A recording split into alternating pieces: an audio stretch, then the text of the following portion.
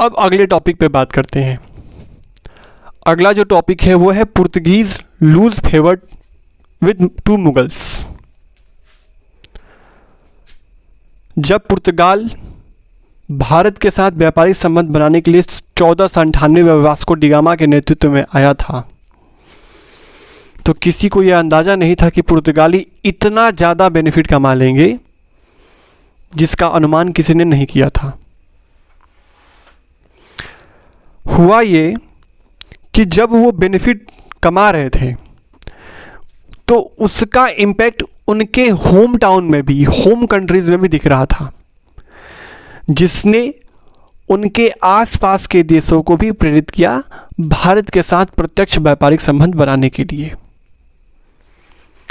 जिसमें सबसे पहले अंग्रेजी शासन जो थे, जो ब्रिटिश गवर्नमेंट थी, वो आगे आती है। और ना सिर्फ आगे आती है बल्कि वो जहांगीर के साथ व्यापारिक संबंध बनाने के लिए अपने देश के एक शानदार व्यक्ति जिनका नाम विलियम हॉकिंस था, उन्हें वो सूरत भेजती है कि जाइए आप जहांगीर से बात कीजिए और भारत के साथ ब्रिटेन के व्यापारिक संबंधों के बारे में चर्चा करके उस पर मुहर लगवाइए।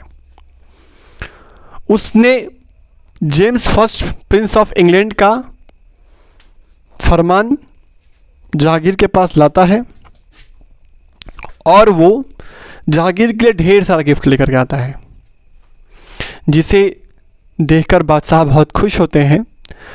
और जब हॉकिंस ने अपनी मंशा जहांगीर को बताई तो उन्होंने बिना किसी संदेह के सहजता से इस बात के लिए परमिशन दे दिया। जब ब्रिटिश व्यापारी भारत के लिए आ रहे थे तो पुर्तगाली इस बात से परिचित थे। पुर्तगालियों ने पूरा प्रयास किया कि वो भारत तक ना आ पाए, लेकिन वो प्रयास असफल रहा। वो भारत पहुँचे हैं और ना सिर्फ भारत पहुँचते हैं बल्कि जहांगीर से बात भी करते हैं। एक ट्रीटी इस बीच साइन होती है और वो ट्रीटी जो थी जिसने ब्रिटिश कंपनी को इस बात का अधिकार दे दिया कि वो भारत के साथ व्यापार स्थापित कर सकते हैं। अब यहाँ एक बात है, पहला ही इंटरेक्शन और पहले इंटरेक्शन में जहांगीर इम्प्रेस हो जाता है। क्या वो बात थी जिसने जहांगीर के मन को छू लिया?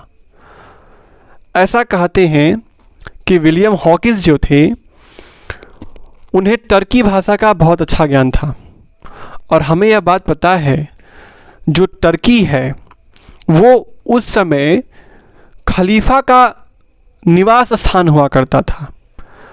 खलीफा यानी कि उस समय का जो इस्लामिक कंट्रीज़ थे उनका वो रिलीजियस हेड हुआ करता था।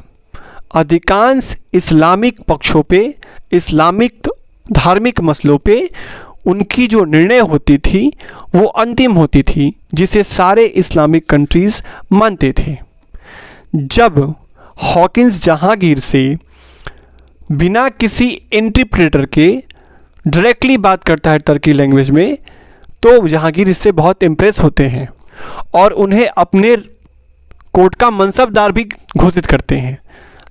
लेकिन हॉकिंस ने कभी उस पोस्ट को होल्ड ही नहीं किया, क्योंकि वो एक क्लियर माइंडसेट के साथ आया था कि मुझे व्यापार ही करना है और जो काम मुझे जेम्स फर्स्ट के द्वारा दिया गया है उसको कैसे भी मुकम्मल करना है। जब ये सारी चीज़ें हो रही थी तो उस समय पुर्तगाली इन चीज़ों पे आंख लगाए बैठे हुए थे।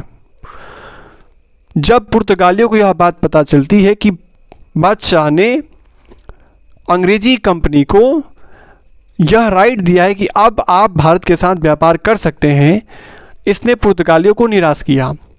अब वो भी बादशाह से बात करने चले जाते हैं और जाएं भी क्यों ना। वो इस बात को जानते थे कि जिस व्यापार ने उन्हें आसमान में बिठा दिया है उस व्यापार को हम यूं ही नहीं जाने देंगे। वो अंग्रेज़ों की शक्तियों से परिचित थे।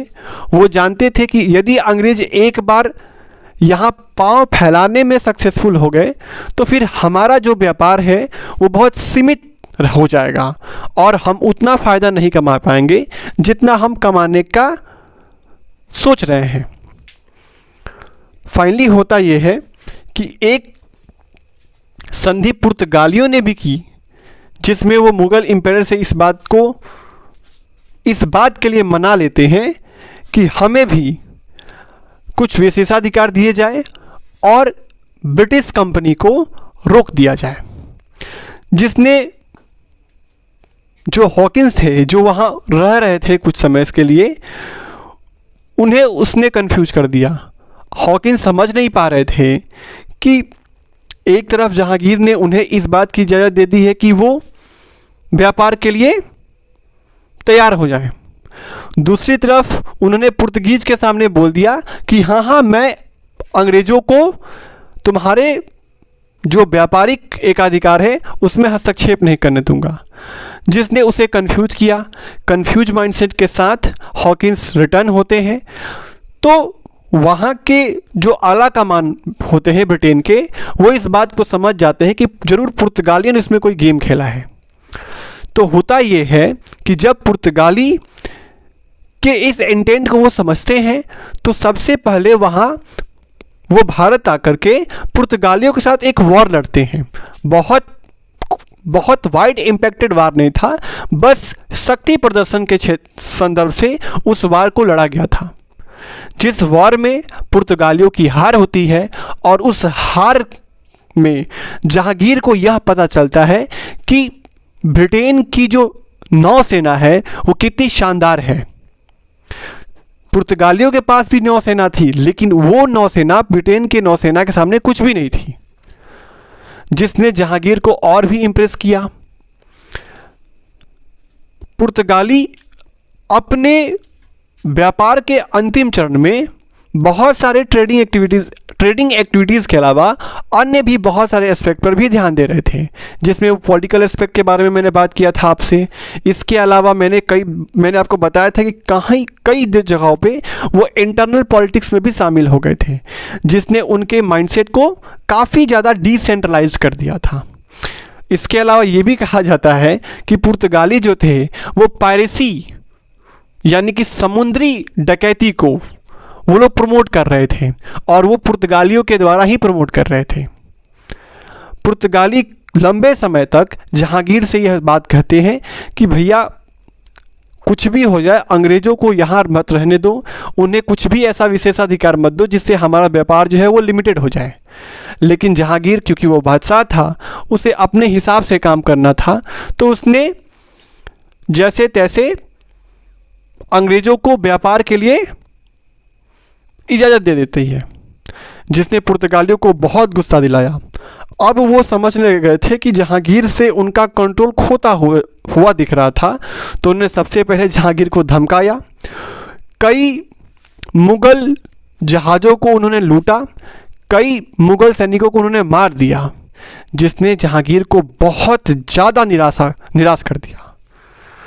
पुर्तगाली शायद समझ रहे थे कि यदि अंग्रेज़ यहाँ लंबे समय तक टिक गए तो हमारा यहाँ रहना संभव नहीं है।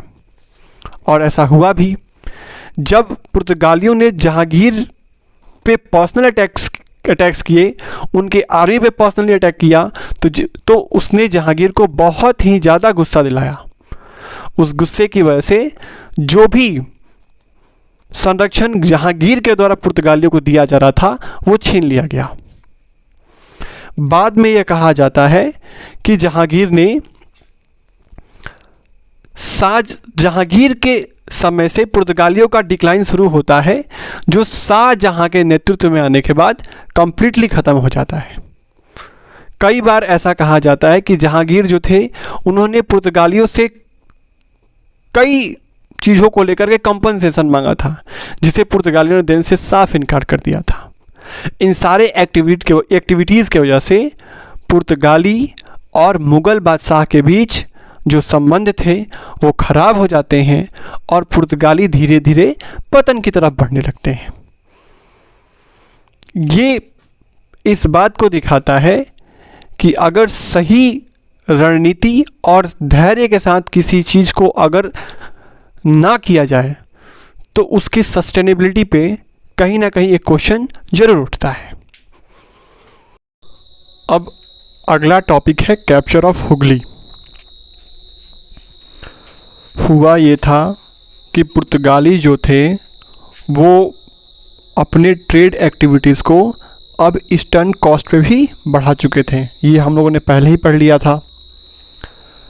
आगे ये हुआ कि जैसे आप अभी भी आप देखते होंगे, समझते होंगे, आप लोगों ने ज्योग्राफी भी पढ़ी होगी ठीक ठाक, तो जो आपका वेस्टर्न कोस्ट है हमारे देश का, जैसे गुजरात हो गया, मुंबई हो गया, फिर से आपका गोवा, इन एरियाज़ में जो पोर्ट्स हैं ना, वो नेचुरल पोर्ट्स हैं। उनकी नेचुरलिटी होती है कि वहाँ आसानी से किसी पोर्ट को इस्टेब्लिश किया जा सकता है। लेकिन जब हम ईस्टर्न कोस्ट की बात करते हैं तो वहाँ पे हमें आर्टिफिशियल पोर्ट्स देखने को मिलते हैं। अगर आप इकोनॉमिक ज्योग्राफी पढ़े होंगे तो आपको शायद ध्यान में हो ये बात। हुआ ये था कि पुर्तगालियों को एक शाही फरमान के द्वारा इस बात का अधिकार मुग़लों के द्वारा दे दिया गया था कि आप जाकर के हुगली में पोर्ट स्टैब्लिश करके अपना ट्रेडिंग एक्टिविटीज़ को कंटिन्यू कर सकते हैं वहाँ से। बहुत लंबे समय तक पुर्तगालियों ने उस ट्रेडिंग एक्टिविटीज़ को कंटिन्यू रखा था और वो ट्रेडिंग एक्टिविटी जो था वो एक्चुअली सतगांव, जो थोड़ा सा हुगली नदी जो है उससे थोड़ा अंदर है, वहाँ उन लोगों को एक बेस दे दिया गया था जहाँ से वो सारे कमर्शियल एक्टिविटीज़ को कंडक्ट करते थे। लेकिन समय दर समय स्थितियाँ मजबूत होती गई उनकी और उन्होंने वहाँ पे फोर्टिफिकेशन कर दिया, कई और सुविधाएं भी वहाँ पे लेकर के आए जिससे कि उनको सहज हो किसी भी तरह के ट्रेडिंग एक्टिविटीज़ को करना। धीरे धीरे वो अब पोर्ट की तरफ बढ़ रहे थे और फाइनली उन्होंने कोलकाता को भी कैप्चर कर लिया। कुछ समय के बाद ऐसा हुआ कि उन्होंने पूरे उस एरिया के साल्ट के प्रोडक्शन को अपने कंट्रोल में ले लिया। अब नमक का प्रोडक्शन अपने कंट्रोल में लेने का मतलब हुआ कि आप बेसिक नीड को अपने कंट्रोल में ला रहे हैं। फिर उसके बाद से उन्होंने कई और चीज़ें, जैसे कि उन्होंने लेवी एग्जीक्यूट करना शुरू कर दिया था ट्रेडिंग एक्टिविटीज़ के मामलों में। फिर वहाँ उसके अलावा एक और जो चीज़ था कि उन्होंने ड्यूटीज़ लगाने शुरू किए थे तंबाकू के उत्पादन पर भी। शायद पुर्तगाली ही वो पहला देश था जिसने भारत में तंबाकू का प्रोडक्शन किया था। फिर और स्थितियाँ मजबूत होती चली गई। लेकिन ऐसा होता है ना कि आदमी जब बहुत पैसा कमाने लगता है तो असंवेदनशील हो जाता है और असंवेदनशीलता की वजह से उसका विनाश होना शुरू होता है। पुर्तगालियों के साथ भी ऐसा होना शुरू हो गया था क्योंकि उनके जो काम थे ना वो अब सिर्फ ट्रेडिंग तक ही सीमित नहीं थे। अब वो गुलामों को भी इंपोर्ट एक्सपोर्ट कर रहे थे, वो उनको भी उनके खरीद फरोख्त में शामिल हो रहे थे। कई हिंदुओं और मुसलमानों को वो खरीदते थे और ख़रीद करके उन्हें बेचते थे या फिर उन्हें क्रिश्चियन बना देते थे। शुरुआत से ही पुर्तगालियों की यह नीति रही थी कि प्रयास यह रहना चाहिए कि यहाँ पे जो भी लोग हों, जो लोग हमारे व्यापार से संबंधित हैं या किसी भी तरीके से राजनीतिक, सामाजिक, सांस्कृतिक किसी भी तरह से हमें फ़ायदा पहुँचा सकते हैं, तो वो क्रिश्चियन ही हो तो ज़्यादा बेहतर है। अब पूरे पुर्तगाल को तो वो भारत में ला नहीं सकते थे, तो उनने यह प्रयास किया कि जो लोग यहाँ हैं वो पुर्तगालियों के प्रति वफादार हो जाएं, जिनका इस बात से संबंध था कि अगर वो पुर्तगालियों के प्रति वफादार हैं तो उनके धर्म के प्रति भी वफादार होंगे, और जब वो उनके धर्म के प्रति वफादार होंगे तो फिर उनको ईसाई धर्म स्वीकार करने में परेशानी नहीं होनी चाहिए। अब ये स्थिति जो थी ये क्षम्य थी, क्योंकि इससे सियासत, मुग़लों का जो राज था, मुग़लों का जो अपना एरिया था, उन पे वो सीधा वार नहीं कर रहे थे। बहुत रेयरेस्ट ऐसे केस हुए थे अब तक जिसमें पुर्तगालियों ने मुग़लों पर सीधा वार किया हो।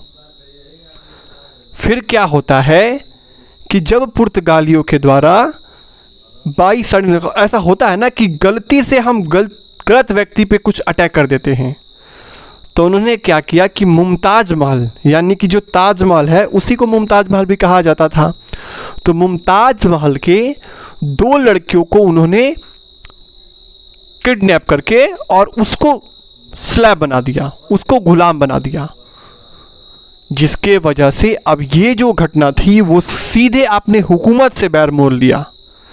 अब हुकूमत से बैर मोल लिया है तो फिर उसकी सज़ा भी भुगतनी पड़ती होगी। सज़ा के रूप में पुर्तगालियों ने जो भी ट्रेडिंग बेस स्टेब्लिश किए थे हुगली में, उससे शाहजहां ने सीज करने का ऑर्डर दिया। 1632 में मुग़ल बादशाह शाहजहां ने पुर्तगालियों के उस एरिया को सीज करने का ऑर्डर दिया। पुर्तगाली घमंड से भरे हुए उन्होंने उन पर अटैक किया। अटैक करने के बाद बंगाल के गवर्नर कासिम खान ने भी उन पे करारे प्रहार किए उन पे, और वजह हुआ ये कि 3 महीने के बाद हुगली मुग़लों के कंट्रोल में आ तो गई, लेकिन उन्होंने अपने 1000 व्यक्तियों को खोया था इस लड़ाई में। हालांकि उन्होंने 400 व्यक्तियों को गिरफ्तार भी किया था और ऑप्शन बस दिया था कि भाई तुम या तो इस्लाम को कबूल कर लो या तो गुलाम बन जाओ। छोड़ने का तो कोई स्कीम मेरे दिमाग में तो भी है ही नहीं, क्योंकि बहुत बड़ा लॉस हुआ था मुग़लों को और हुगली को कैप्चर करने में उन्हें बहुत बड़ी कीमत चुकानी पड़ी थी। और ये जो घटना थी बेसिकली उसने पुर्तगालियों के पतन को भारत में शुरू कर दिया, क्योंकि उसके बाद हुआ ये था कि जो भी ईसाई धर्म के लोग थे जो हुगली में बसे हुए थे, उनको मुग़लों के द्वारा सताया जाने लगा।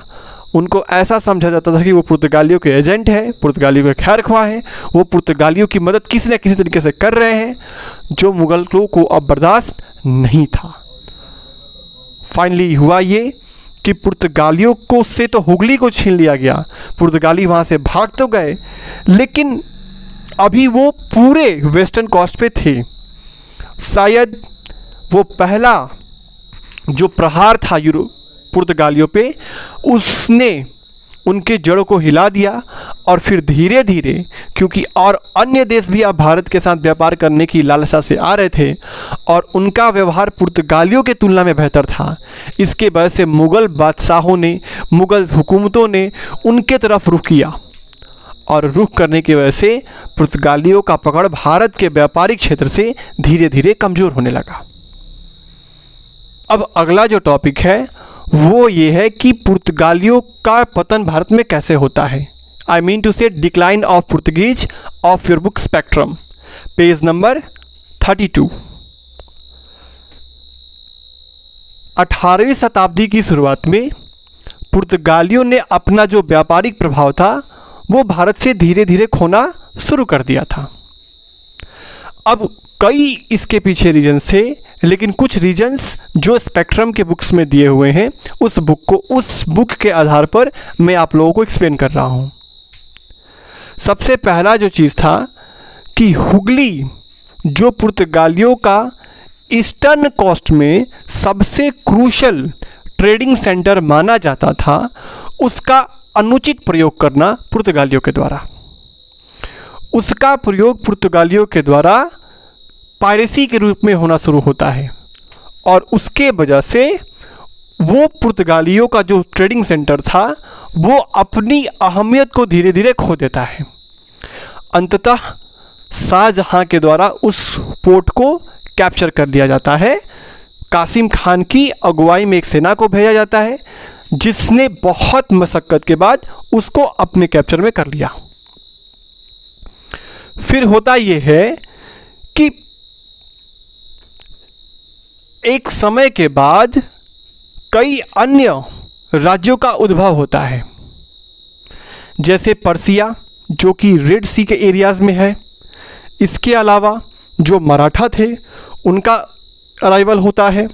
और जब ऐसे सशक्त राज्यों का उद्भव होता है, उससे पुर्तगालियों की जो आंतरिक शक्ति है वो धीरे धीरे कमज़ोर होने लगती है, क्योंकि जिस राज्य में वो, जिस देश में वो व्यापार कर रहे थे, वहाँ ऐसी शक्तियों का उजागर होना जो उनके अगेंस्ट हो, ये उनके लिए खतरे से खाली बिल्कुल नहीं था।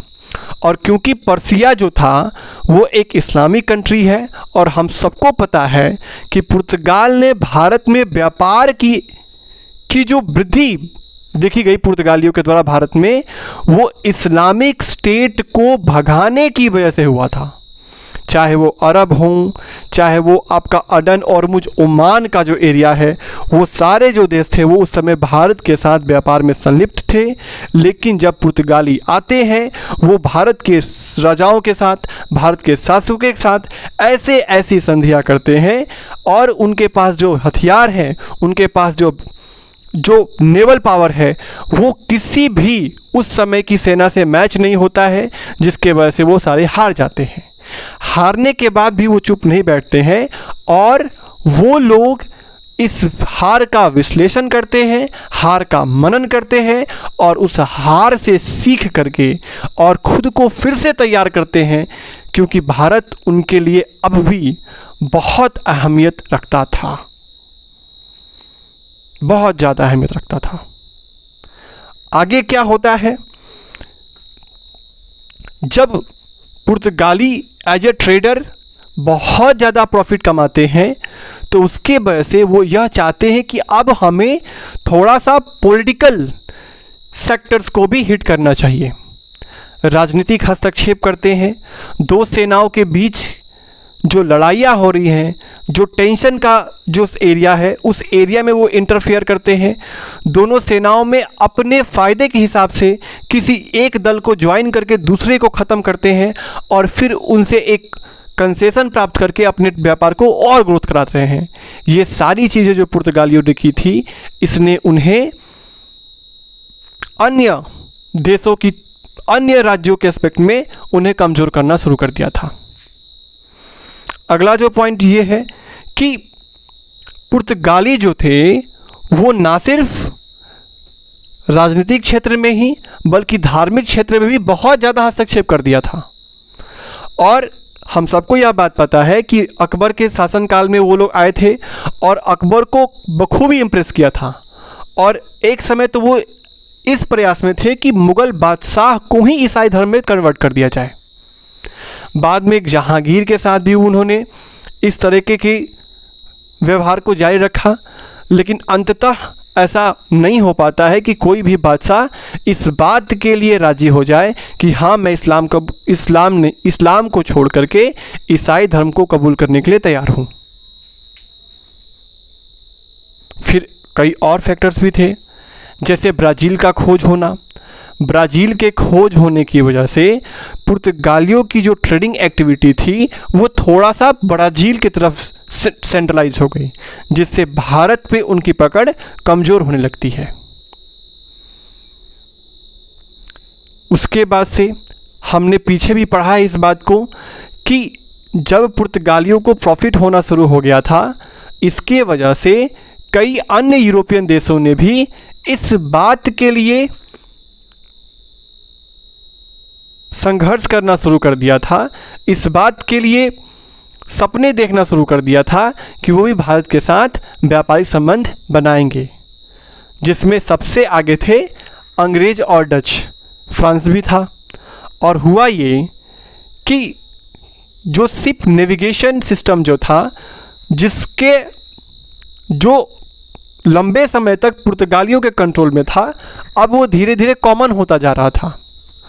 और इंग्लैंड, फ्रांस, डच, ये भले भारत में बाद में आए थे पुर्तगालियों से, लेकिन पुर्तगालियों को यह बात पता थी कि वो पहले भी उनसे ज़्यादा समृद्धशाली हैं, और उनका आगमन होना, वो अगर भारत आते हैं तो पूरी तैयारी के साथ भारत आएंगे, और वो जब भारत आते हैं तो उस स्थिति में पुर्तगालियों ने बहुत कोशिश की थी कि वो ना आए, लेकिन उनके आने के बाद से उनकी स्थिति कमज़ोर होनी शुरू हो गई, क्योंकि वो उनसे अधिक तैयारी के साथ आए थे और उनके अंदर जो भारत के साथ व्यापार संबंध स्थापित करने का जो जुनून था वो पुर्तगालियों से अब बहुत ज़्यादा था।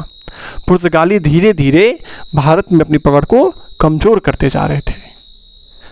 अगला जो पॉइंट है वो ये है कि एक समय के बाद हर क्षेत्र अपनी अहमियत को खो बैठता है। विजयनगर साम्राज्य के पतन के बाद गोवा ने भी अपना इम्पोर्टेंस खो दिया था। कई बार शिवाजी के द्वारा नहीं, कई बार मराठाओं के द्वारा और कई और नेवल आर्मीज़ के द्वारा उस एरिया पे अटैक किए गए थे, जिसके वजह से कोई भी व्यापारी अब गोवा को as a trading base use करने से कतरा रहा था। वो इस बात का खतरा नहीं मोल लेना चाहता था। इन सारी वजहों की वजह से पुर्तगालियों ने अपनी स्थिति को गंवा दिया और गंवाने के बाद उनकी स्थिति इतनी बिगड़ती चली गई कि वो कुछ सालों के बाद एक छोटे से क्षेत्र में सिमट करके रह जाते हैं। वो था गोवा, और जो दमन दीव वाला जो एरिया है उस एरिया में ही वो सिमट के रह जाते हैं और बाद में उन्हें भगा दिया जाता है भारत के द्वारा आज़ादी के बाद। अब अगला जो टॉपिक है डिक्लाइन ऑफ पुर्तगीज़ के बाद जो अगला टॉपिक है वो क्या है आपका? वो है आपका सिग्निफिकेंस ऑफ पुर्तगीज। उसके बारे में हम लोग अब इस सेक्शन का अगला जो टॉपिक है वो है आपका सिग्निफिकेंस ऑफ पुर्तगीज़। हमें यह बात पता है कि पुर्तगालियों ने भारत को आर्थिक और राजनीतिक रूप से बहुत ही ज़्यादा चेंज किया। हर एस्पेक्ट में उन्होंने अपना इंटरफेरेंस दिखाया और वो चीज़ हम आज भी महसूस करते हैं। अगर उनके महत्व को हम पढ़ते हैं तो हम देखते हैं कि जो पुर्तगाली थे वो पहले ऐसे यूरोपियन देश थे जो सी रूट से आए थे। इससे पहले महमूद गजनी, चाहे वो मोहम्मद गोरी था, चाहे वो बाबर था, अलाउद्दीन खिलजी, जो भी थे, जो भी शासक उससे पहले भारत पे आक्रमण किए थे, वो सारे शासक जो थे वो लैंड रूट से आते थे। पुर्तगाली पहले ऐसा देश था और पहला यूरोपीय देश भी था जिसने सी रूट से भारत को अटैक किया। अटैक नहीं कह करके अगर हम ये कहें कि उसने व्यापार के सेंस से आया और यहाँ की स्थितियाँ उसे अच्छी लगी, माकूल लगी, जिसके कारण उसने अपने व्यापार को पॉलिटिकल इंक्लाइन कर दिया और उसके बाद से उसने भारत के हर मसले में हस्तक्षेप करना शुरू कर दिया। दूसरा एस्पेक्ट उसका अगर देखते हैं तो पुर्तगाली पहले ऐसा देश था जिसने नौसेना का उपयोग किया था अपने व्यापार को एक्सेल करने के लिए, और वो नौसेना भी ऐसी नौसेना नहीं थी, एक सामान्य नौसेना नहीं थी। उसने उसको बहुत बेहतर तरीके से मेंटेन किया हुआ था। आप अगर समझ सकते हो तो उसके जो जहाज हुआ करते थे उस पे वो तोप रखता था, और एक कहावत बहुत प्रचलित है, जिसकी लाठी उसकी भैंस। जिसके पास शक्ति है, जिसके पास सामर्थ्य है, उसके हिसाब से नियम और कानून समाज में बनते हैं। आज भी वो चीज़ें हमको दिखती है, मैं उधर नहीं जाना चाहूँगा।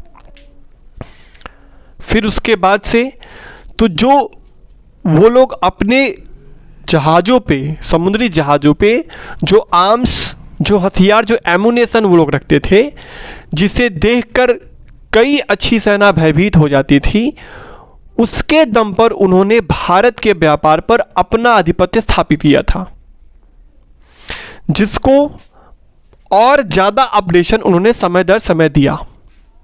अगर हम देख पाएंगे जो आपकी स्पेक्ट्रम बुक है उसमें ये सारी चीज़ें मेंशन्ड है।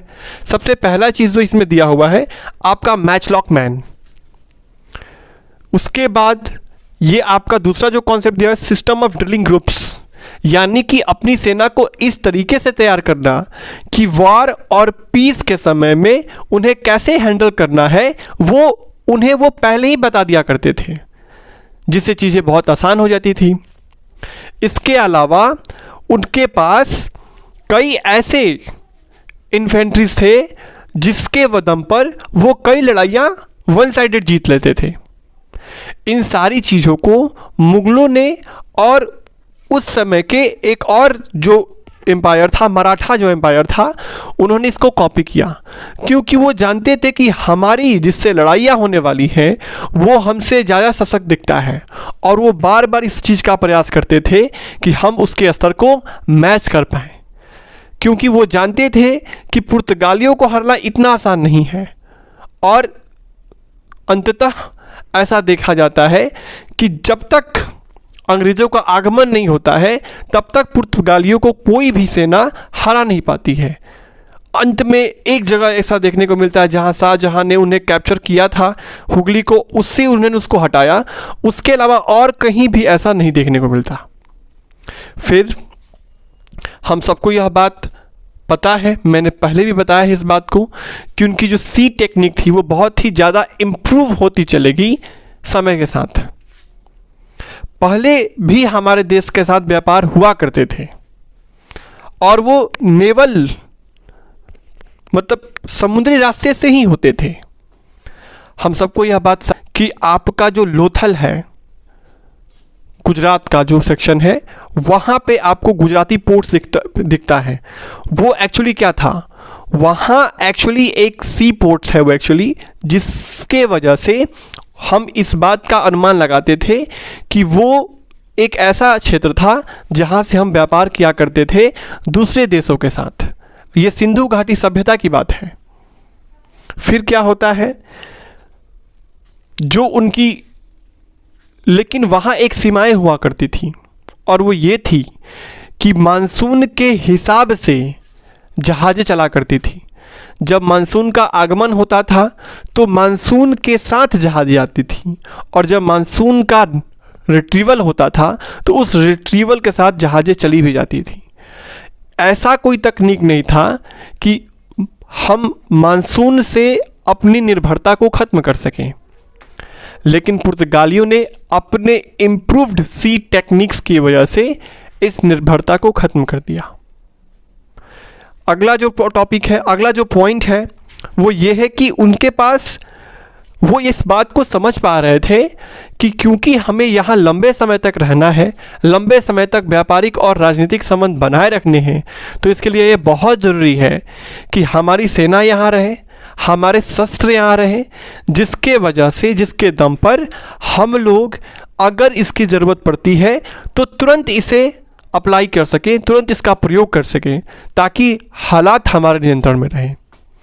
और इसके लिए उन्होंने कई बड़े बड़े शस्त्रागार बनवाए थे, इसके अलावा अच्छे डॉकयार्ड्स बनवाए थे।